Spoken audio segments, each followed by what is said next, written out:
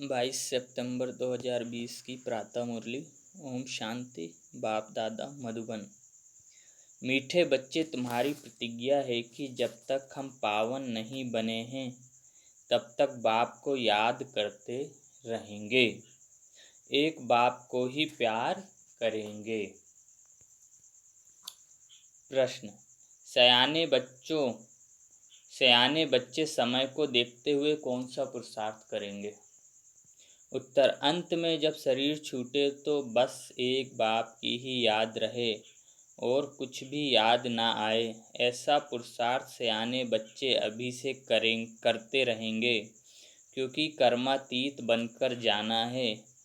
इसके लिए इस पुरानी खाल से ममत्व निकालते जाओ। बस हम जा रहे हैं बाबा के पास। पुरानी खाल मतलब ये शरीर। गीत है, ना वह हमसे जुदा होंगे, ना ये उल्फत के दिन बीतेंगे, ऐसे करके। ओम शांति। बाप बैठ बच्चों को समझाते हैं। बच्चे प्रतिज्ञा करते हैं बेहद के बाप से। बाप बैठ बच्चों को समझाते हैं। बच्चे प्रतिज्ञा करते हैं बेहद के बाप से। बाबा, हम आपके बने हैं। अंत तक जब तक हम शांति धाम में पहुँचते, आपको याद करने से हमारे जन्म जन्मांतर के पाप जो सिर पर हैं वह जल जाएंगे। इसको ही योग अग्नि कहा जाता है और कोई उपाय नहीं। पतित पावन व श्री श्री 108 जगत गुरु एक को ही कहा जाता है। सिर्फ भगवान को ही जगत गुरु कह सकते हैं, क्योंकि वो पूरे जग का कल्याण करते हैं। और श्री श्री 108 इसलिए कहते हैं क्योंकि वो श्रेष्ठ से श्रेष्ठ 108 बनाते हैं और स्वयं श्रेष्ठ से श्रेष्ठ हैं। वही जगत का बाप है, जगत का शिक्षक है, जगत का गुरु है। रचना के आदि मध्य अंत का ज्ञान बाप ही देते हैं। यह पतित दुनिया है, इसमें एक भी पावन होना असंभव है। पतित पावन बाप ही सर्व की सद्गति करते हैं। तुम भी उनके बच्चे हो। तुम सीख रहे हो कि जगत को पावन कैसे बनाएं। शिव के आगे त्रिमूर्ति जरूर चाहिए। यह भी लिखना है डीटी सारवंटी, आपका जन्मसिद्ध अधिकार है। मतलब स्वर्ग का वर्षा आपका जन्मसिद्ध अधिकार है। सो भी अभी कल्प के संगम युगे क्लियर लिखने बिगर मनुष्य कुछ समझ नहीं सकते। और दूसरी बात, सिर्फ बी के नाम जो पढ़ता है उसमें प्रजापिता अक्षर जरूरी है, क्योंकि ब्रह्मा नाम भी बहुतों के हैं। प्रजापिता ब्रह्मा कुमारी ईश्वरी विश्वविद्यालय लिखना है। तुम जानते हो, पत्थर जैसे विश्व को पावन पारस तो एक बाप ही बनाएंगे। इस समय एक भी पावन है नहीं, सब एक दो में लड़ते गालियां देते रहते हैं। बाप के लिए भी कह देते हैं कच्छमच्छ अवतार। अवतार किसको कहा जाता है यह भी समझते नहीं। अवतार तो होता ही है एक का। अवतार तो होता ही एक का है, वह भी अलौकिक रीति शरीर में प्रवेश कर विश्व को पावन बनाते हैं। अवतार का मतलब हम समझते हैं कि भगवान जानवर बनेगा, कुत्ता बन के आएगा, लेकिन ऐसा नहीं है। अवतार मतलब आत्मा आती है शरीर में, कोई कच्छ मच्छ नहीं बनते, ना मछली ना मगरमच्छ भगवान। और ये कोई अवतार नहीं है। मगरमच्छ बनेंगे तो बोलेंगे कैसे, मछली बनेंगे तो बोलेंगे कैसे, है ना। और आत्माएं वह भी अलौकिक रीति शरीर में प्रवेश कर विश्व को पावन बनाते हैं। और आत्माएं तो अपना अपना शरीर लेती हैं, उनको अपना शरीर है नहीं, परंतु ज्ञान का सागर है तो ज्ञान कैसे देंगे, शरीर चाहिए ना।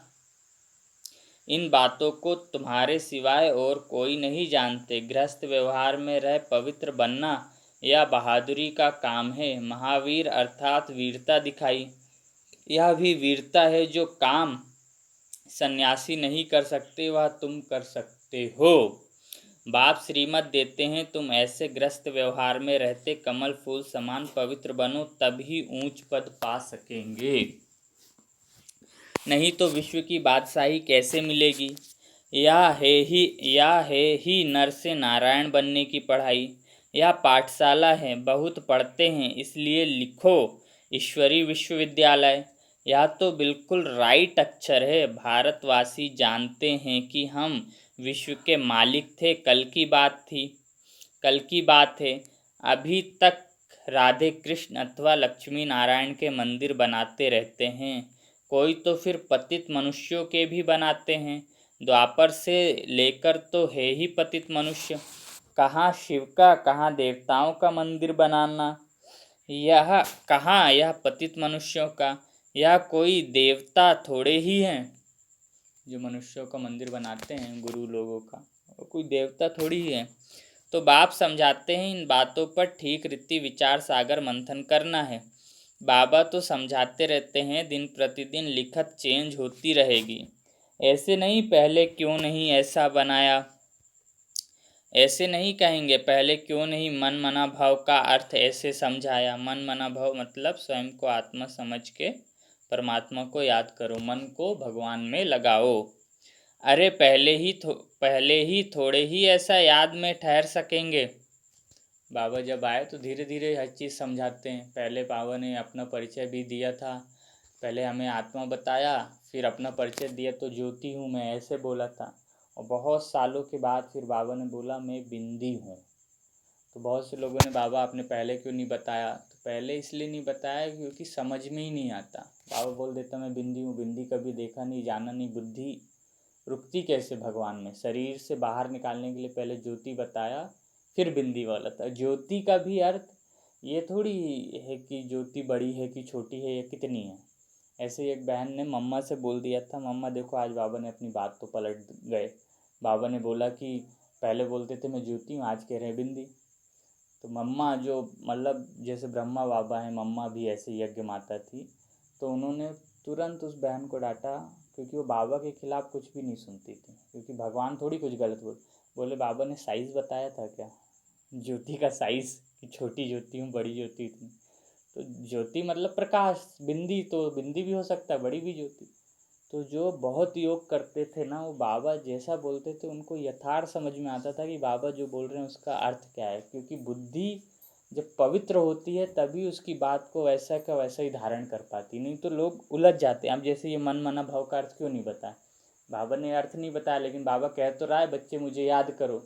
तो याद कैसे करोगे, मन से ही करोगे। आत्मा में ही मन और बुद्धि है, उसी के बल से याद करोगे। अब यहाँ पे किसी बच्चे ने पूछ दिया होगा बाबा पहले क्यों नहीं कहा कि मन मना भाव, पहले ही थोड़े ही ऐसे याद में ठहर सकेंगे। बहुत थोड़े बच्चे हैं जो हर एक बात का रिस्पॉन्ड पूरी रीति कर सकते हैं, मतलब पूरी रीति समझते हैं। तकदीर में ऊंच पद नहीं तो टीचर भी क्या करेंगे। ऐसे तो नहीं आशीर्वाद से ऊंच बना देंगे। अपने को देखना है हम कैसी सर्विस करते हैं। विचार सागर मंथन चलना चाहिए। गीता का भगवान कौन, यह चित्र बहुत मुख्य है। भगवान है निराकार, वह ब्रह्मा के शरीर विगर तो सुना ना सके। वह आते ही हैं ब्रह्मा के तन में संगम पर। एक मुरली में बाबा ने कहा था कि मेरा सिर्फ एक ही बच्चा है, वो है ब्रह्मा, और बाकी जितने बच्चे हैं वो ब्रह्मा के, इसलिए हम ब्राह्मण कहलाते हैं और ब्रह्मा बाबा का नाम ब्रह्मा है। वह आते ही हैं ब्रह्मा के तन में संगम पर, नहीं तो ब्रह्मा विष्णु शंकर कहाँ के लिए हैं।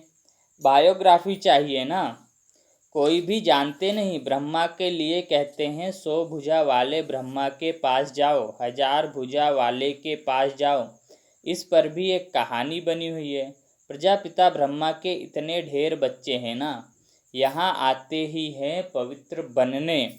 जन्म जन्मांतर आप पवित्र बनते आए हैं, अब पूरा पवित्र बनना है। श्रीमत मिलती है मामेकम याद करो, मुझ एक को याद करो। कोई कोई को तो अभी तक भी समझ में नहीं आता कि हम याद कैसे करें, मूंझ पड़ते हैं। बाप का बनकर और विक्रमाजीत ना बने, पाप ना कटे, याद की यात्रा में ना रहे तो वह क्या पद पाएंगे। भल सेंटर है परंतु उनसे क्या फ़ायदा। जब तक पुण्य आत्मा बन औरों को ना बनाए तब तक ऊंच पद पा नहीं सकते। जितना थोड़ा मुझे याद करेंगे कम पद पाएंगे। डबल ताजधारी कैसे बनेंगे, फिर नंबरवार पुरुषार्थ अनुसार देरी से आएंगे।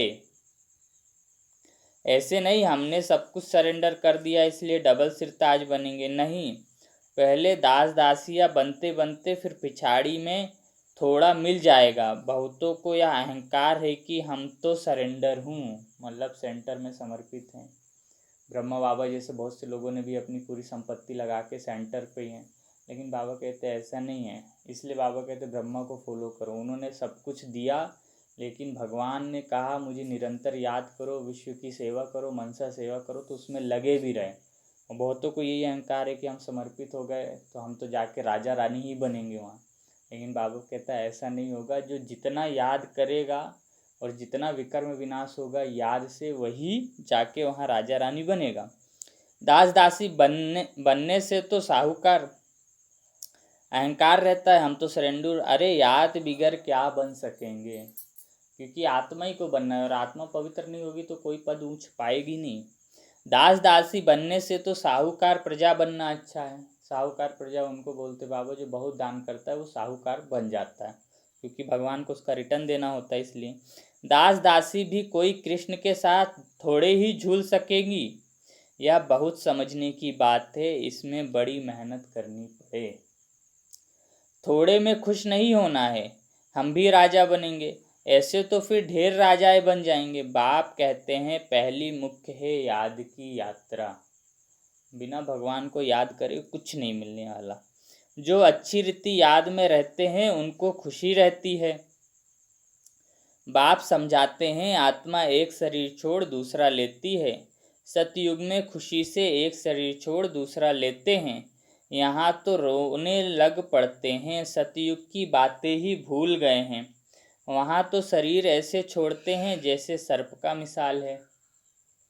यहाँ तो शरीर छूटता है तो सर्प का मिसाल ऐसे है कि सर्प है ना अपनी खाल से निकल जाता है, 3 बार होता है ऐसे, उसकी खाल ऊपर की निकल जाती है, वो बाहर निकल जाता है और फिर मरता है सांप। तो वो जो खाल होती थी उसी का पहले हंटर बनाया जाता था, चमड़े का, उसी को बांध के।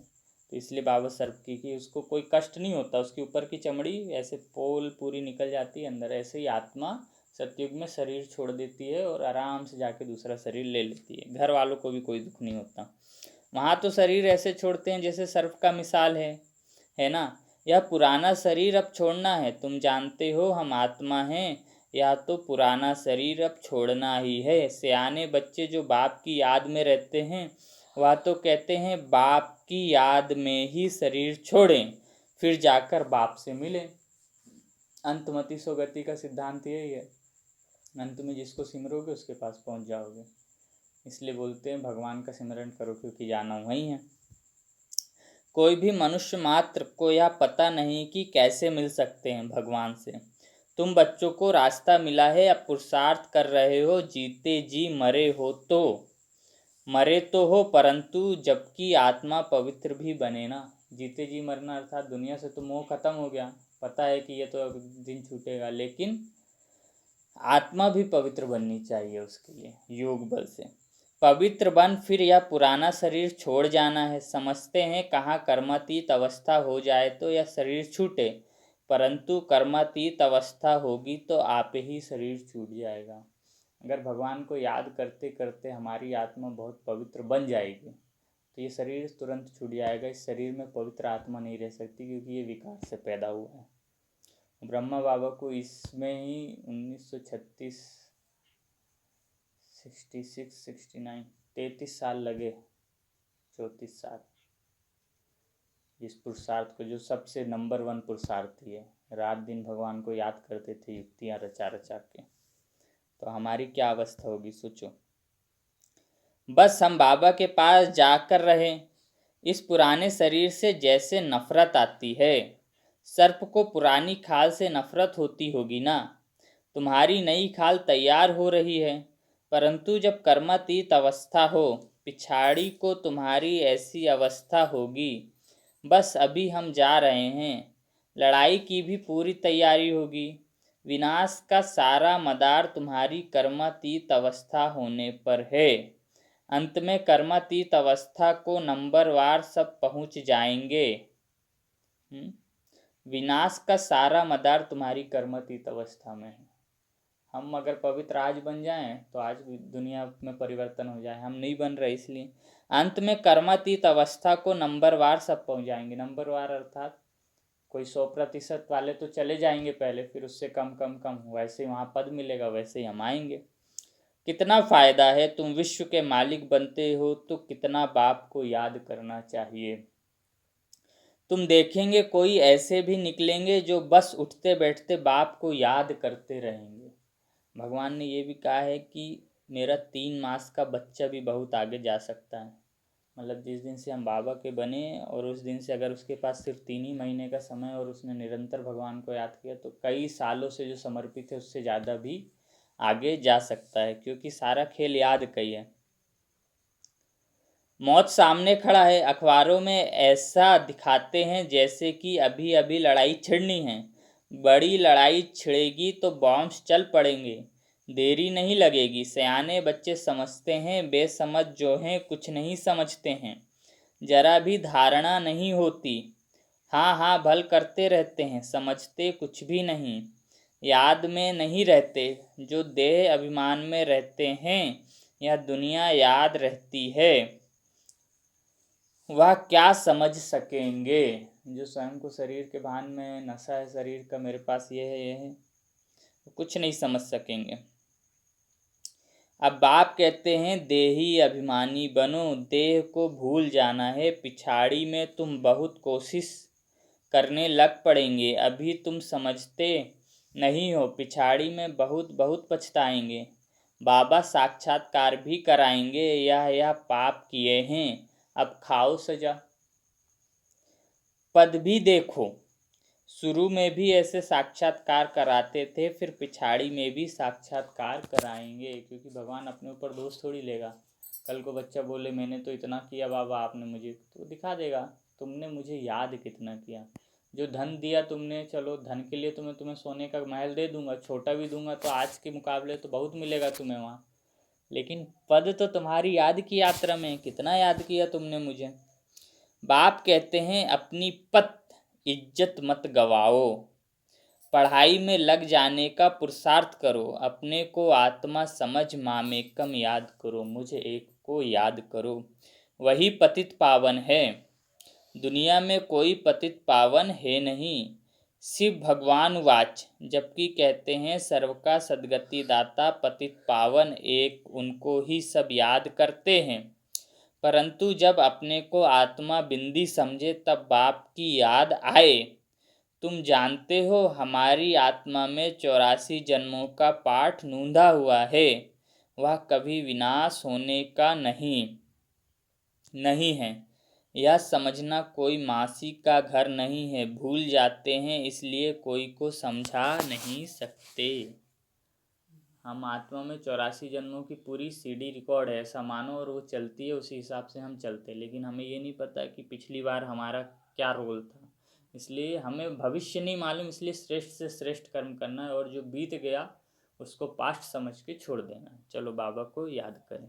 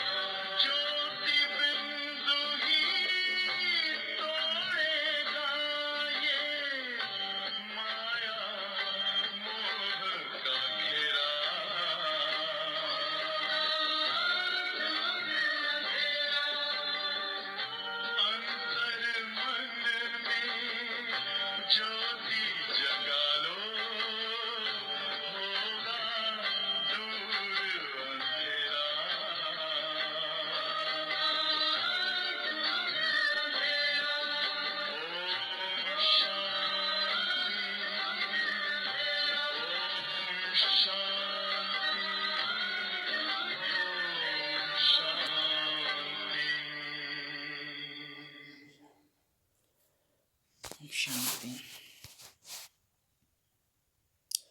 तुम जानते हो हमारी आत्मा में 84 जन्मों का पाठ नूधा हुआ है।